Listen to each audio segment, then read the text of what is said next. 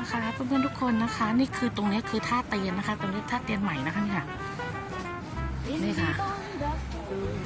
อันนี้เรือข้ามฟากจะไปวัดอรุณต้องไปทางนู้นนะคะไปอันนู้นไปทางนู้นนะคะนี่ค่ะวัดอรุณตอนนี้จะมีงานนะเนี่ยค่ะลอยกระทงนะอยู่ฝั่งนู้นเลยถ้าเพื่อนๆท่านไหนนะจะไปวัดอรุณถ้าอยู่ฝั่งนี้นะคะให้ข้ามฟากมาขึ้นมาเดินทางมาที่ท่าเรือท่าเตียนเพื่อจะข้ามฝั่งไปนู่นค่ะวัดอรุณฝั่งนู้นนะคะเดี๋ยวจะพาไปนะ